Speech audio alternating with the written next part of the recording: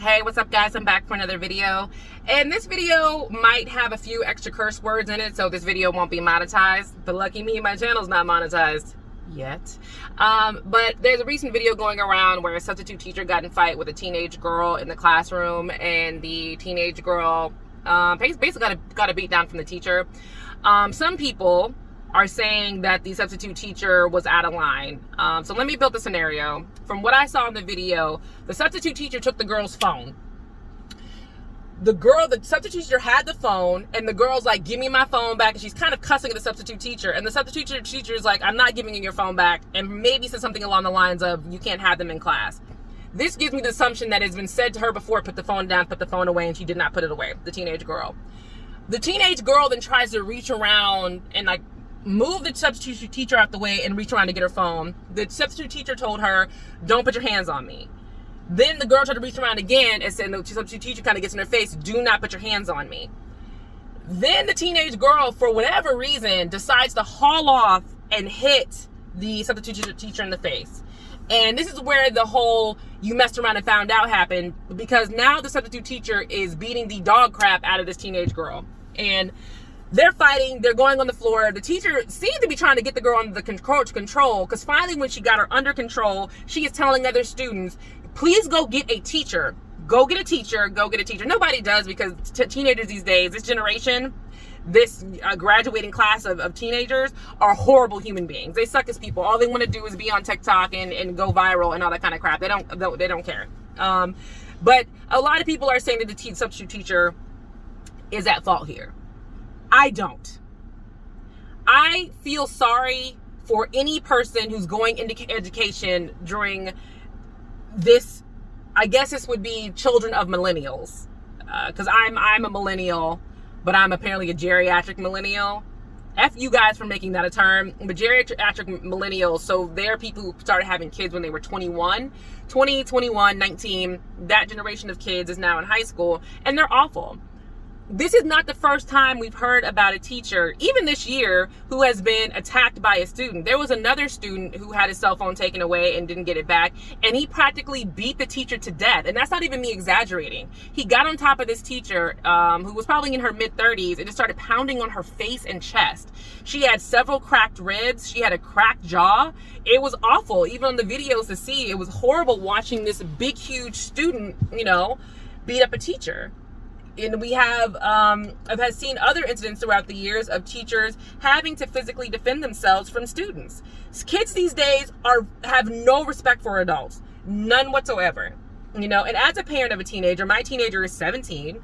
I have had to go to his school multiple times and go off on him. And he's a special needs kid. So you think a special needs kid, maybe they're a little easier to deal with. They just have learning disabilities, or maybe there's some functionality. No, my kid has a learning disability, and he's also a teenage jackass. Like, I love him to pieces, but there's some days I look at him and go, are you serious right now? Did you really just suck your teeth and roll your eyes when I told you to take out the trash? Are you mumbling under your breath? Oh, you decided you were going to steal something out of our bedroom and take it to school?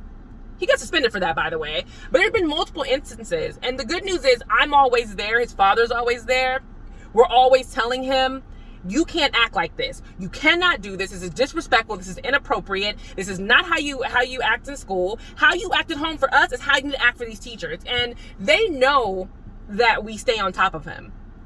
And I see other parents who stay on top of their children. But not every parent is like me and my husband and other parents that we know. There are other parents who are just kind of like, I don't want you putting your hands on my kid. I don't want you yelling at my kid. If there's anything wrong at the school, y'all tell me and I'll deal with it. Even though a lot of the parents who say that aren't reading the actual book where the notes are in, or we're getting the emails where the teachers are saying, hey, we've got these 11 problems. Hey, can you schedule a meeting with us? And all that gets unanswered. But then when something happens, now it's, oh my God, I can't believe that teacher did that, and that substitute teacher should know better. That child should know better. I don't like blaming the parents, but when you have a girl who has, or any student who has no problem striking a teacher, a person who's there to help them, has no issue doing that, that is a parental problem. I would never in my life hit a teacher. I have cussed out a few bus drivers. I've said messed up things to bus drivers. You know, I've been suspended off the bus for 21 days because I was like, you're a bus driver. I don't have to listen to you. Your job's not even real. You drive from point A to point B. Was it wrong at the time as a teenager? Yes. Now, would I ever put my hand on a bus driver? Absolutely not. I would never put my hand on a bus driver. Would I have ever talked crazy to one of my teachers? No. I would have never talked crazy to one of my teachers. I would have never attempted to try to put my hands on a teacher. That is not even a thought that even ever popped into my mind. Even when I was trying to jump back and saying what I was saying, I was like, this is too far. You're going to get in a lot of trouble for this. C'est la vie, you know? But that, to me, saying too much is different than actually physically being like, bomb, I'm going to bust you in the mouth as a teacher. And I don't think the substitute teacher could get fired. Should get fired, but she probably won't. She's just going to quit. There are so many great teachers out there who have left the profession because of the way students are. We like to say it's because they don't get paid enough, which they don't have to deal with the BS they have to deal with, but they don't get paid enough. The school is changing the curriculum. They're putting too much on students, blah, blah, blah. That's not true. A lot of the time, it's because they are worn out and exhausted from dealing with the students that they have to deal with on a regular basis. It's too much. It's a lot, you know? Another comment people were making was her skirt was too short for her to be teaching kids. The reason people are saying that is because after the fight, when she has to go on the ground, her whole behind is out. She had on a thong. Like, you see that she had on a thong or whatever. She wasn't just underwearless at the school. But when they first started out, her skirt came to right above the knee. It wasn't some mini skirt. It came right above the knee. But as you're fighting, your skirt jacks up and then hikes up or whatever. So people were saying things like, oh, look how she's inappropriately dressed and there's boys in the classroom. I'm like, I really don't think this woman thought that she was going to be on her knees holding down another student with her butt in the air.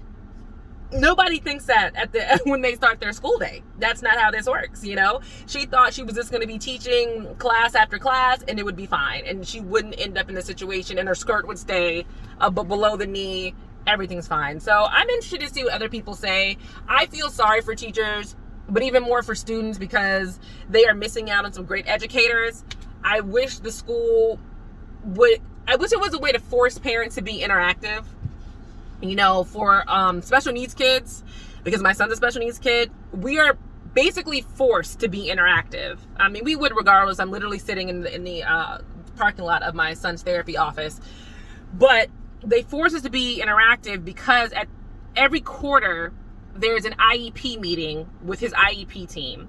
It's his teachers, 2 teachers, the school therapist, and like one other person, those 4 people. We go through his progress, what we need to work on, what the goals are, and me and my husband have to sign off on this and send it back to the school. This happens, like I said, 4 quarters a year, and we have to attend these to make sure that there's progress. I wonder if there's a way to take that IEP method and transfer it over to mainstream students where the parents have to participate. And they make it very easy for parents now. Like, you don't have to go in person. It's literally a 30-minute meeting over Zoom. Easy peasy. No big deal. So I think that would make a lot of change and be make a change and be different to help, you know, guide students better, make parents be involved, let them know, hey, your kid is a jerk. And we've told you, we've sent letters home that your kid is a jerk. If they keep acting like this, your kid won't be going to the school anymore. So anyway, those are my thoughts. Jump down in the comment section. Let me know. Let me know if you're a teacher. I would love to interview you on our podcast, Life with Soca Radio, to get your thoughts. Maybe you're a former teacher. Your voice deserves to be heard too, because I'm pretty sure you got thoughts. So anyway, jump out in the comments. We'll talk to you soon, and have a good afternoon. Bye.